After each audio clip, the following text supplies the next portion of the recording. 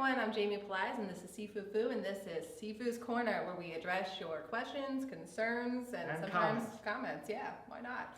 So, Yinting wanted to know, he says, hey Sifu, I'm working through Wing Chun right now and would appreciate if you clarify Nodak Na's idea behind the stance, posture, and power generation. There's a lot of debate and probably myth in Wing Chun community on these topics, and he gave some examples like slouch versus not slouch, the snake engine, turn of the body versus not turning, hip power, in-towing, goat squeezing stance versus not.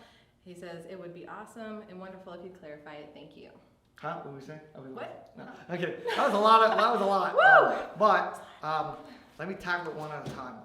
First off, our Wing Chun is from the Nodak Na system. Okay, there's so many styles of Wing Chun today. You got most people from Yip Man, and they're on his lineage, but you've got like 20 different style styles. You got 20 Kuls, you got 20 Bill Gs, you got 20 different ways of going about it.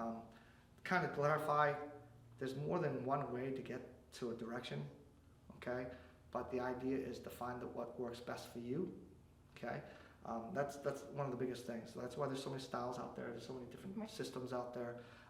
But in terms of what we do, we look at everything on body mechanics. Mm-hmm. We look at everything on energy. So we look at everything on efficiency and effectiveness of it. So we go for not just like direct, because sometimes you can't go direct. Sometimes the guy's in the way and he can't be direct, so you got to go around him. So scenarios, changes everything. The body mechanics of a person versus you, they all change. And so ours is never steady and set. We don't set everything based on this technique or that. We base it on principles. Right. Principles never change. Techniques can change. The way you sequence how you move can change, because the guy can change it by thwarting how he puts pressure on you. If he's longer, shorter, thicker arms, he's got more resistance to you. All that changes, but principles never change. Okay. One of the principles we're going to talk about is what's the nature of energy. Okay. Once you go the path of resistance, I don't care what style you are. I don't care who you are. That stays the same. I don't care where you are in the universe. It's a universal truth. Energy, once you go the path of least resistance.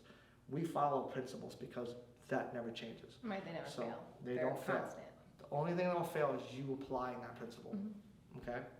So we base everything on understanding in the Nodak Na system how principles work, and we apply that to what we do. Like I said, fundamental principle of energy, once it goes the path of least resistance, and we know that the idea is to create structure in our body so it's strong. There's always a weak point in pressure. There's always a weak point. Just make sure it's your opponent, never you. And it's like the question might go is, well, what happens if the guy's 5 times stronger than you? He's got more force than you. Understand that whatever you have in structural integrity and where you hold yourself, if it's more than that, we don't fight it, we convert it. Okay? So we're not here to fight someone's energy, we're here to control it. We're here to manipulate it. We're not here to go against it. Okay, I always show examples like she can push me hard, and if I push back, if I push hard, she pushes hard, the stronger wins, right? So let's just say my arm can hold 100 pounds of pressure. If she only pushes at 80, I don't even have to bend, do I? But what happens if she pushes 180? Well, what's the difference? It's 80 pounds more than what I can do. I can't add more because really 100 is all I really got. So my job is to convert the difference. So if she's coming at me with 100 pounds of pressure, 180, I only want 100, I'm going to collapse. So do it again. I convert. I make different motions. Okay. So you can see I'm not being affected anymore. Okay. Universal truth. There's only 2 types of motion that exist out there in the universe. What are they? Linear, right? Straight lines, and circular, arc moves. Okay. Anything else is just a combination between the two. So that's another Nodak Na principle that we apply. And what do you get when you combine the 2 motions together at the same time? Hints? Ideas? Okay? How does a football travel? It's a spiral. So understanding that, we use principles. See, straight lines beats arcs in terms of speed. It's much faster than an arc move. Okay? If I went from here to here versus here to here, going the same speed, straight line will win. Well, what's the advantage of an arc over a straight line? Arc lines, arc movements gives you better control over straight lines. So in terms of speed, when she comes straight, if I arc, she'll win, okay? The idea is if I have contact and she comes punching, I make an arc. I can control it. Now, what if my arc was too big? I would never make it in time. So arc by itself can't do it. You need to create the spiral. It's the best of both worlds. It gives you the fast speed with the ability to control under high pressure.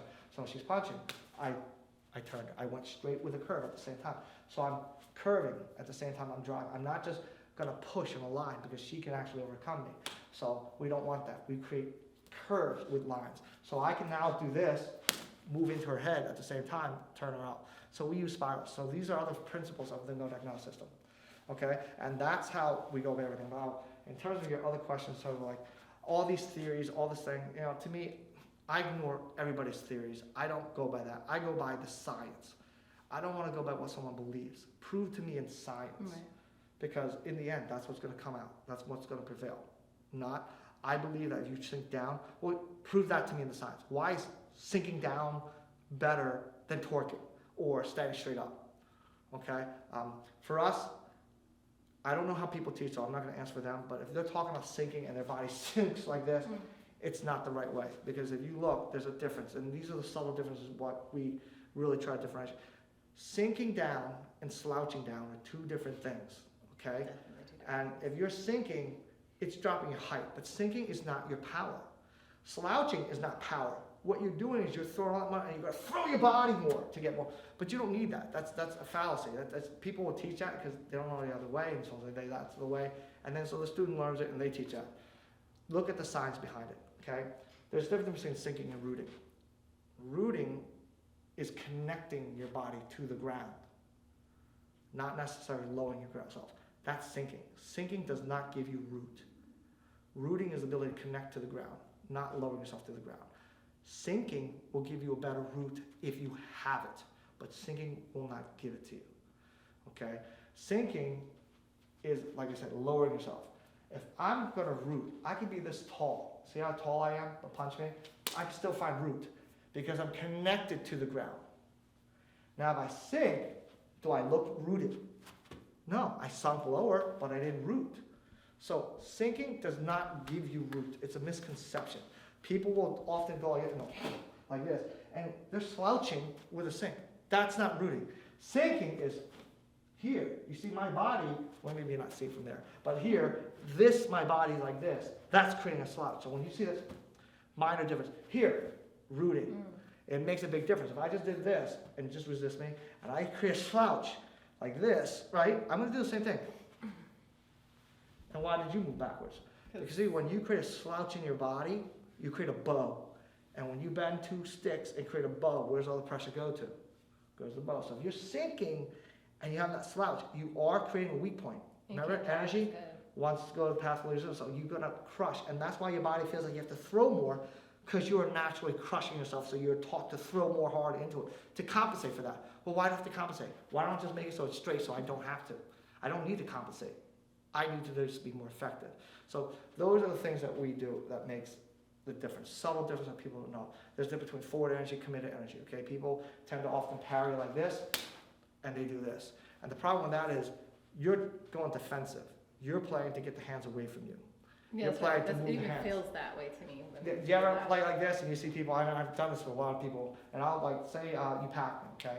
And just pack me, pack me, pack me, pack me, and pack me.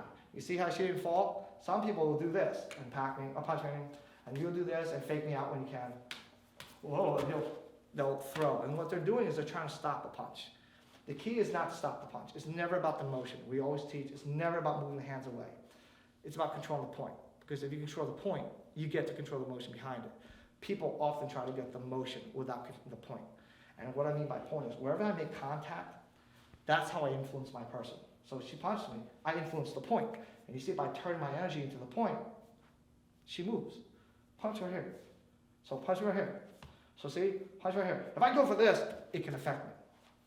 No matter how strong she is, I'm not here to remove her hands out of the way. I'm here to turn that point.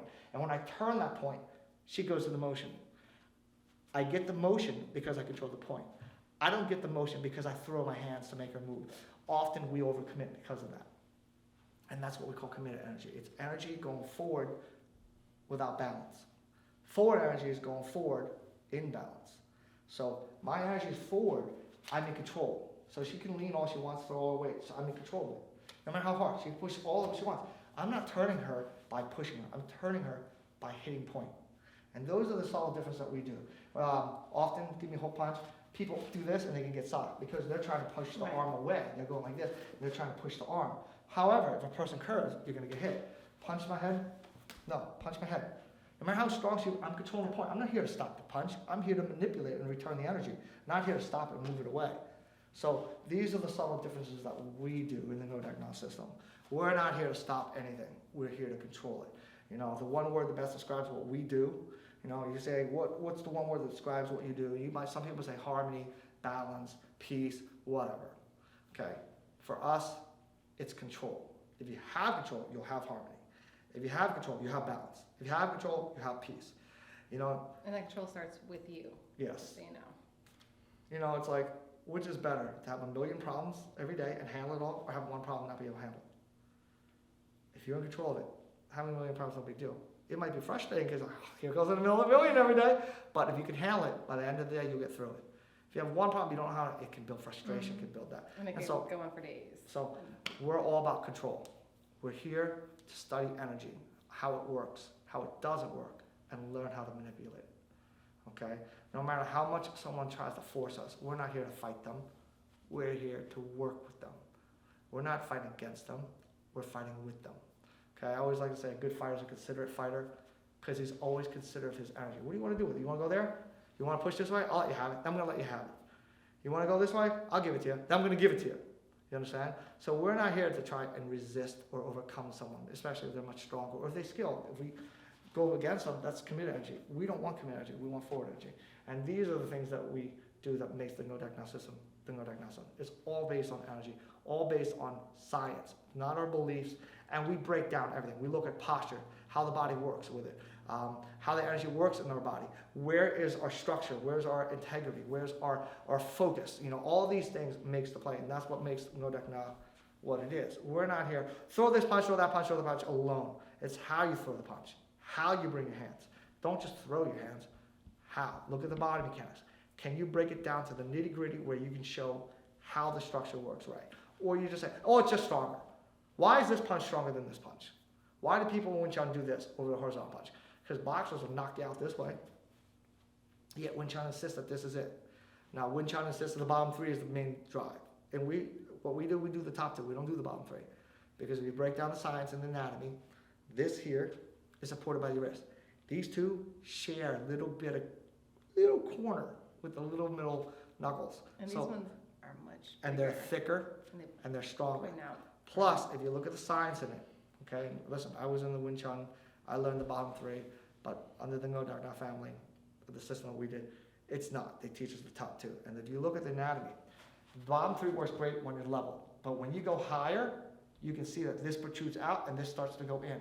So you couldn't get the bottom three as easy. So we take the top two. It's stronger.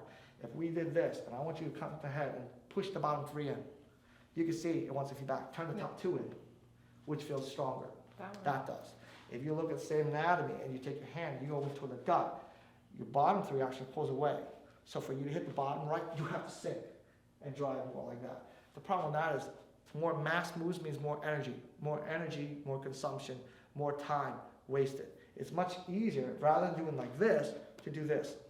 Because this, when you hit down, naturally protrudes out. And your wrist turn actually hits strong all the time. Like a jabbing, it pierces. Piercing motion, and which is much stronger.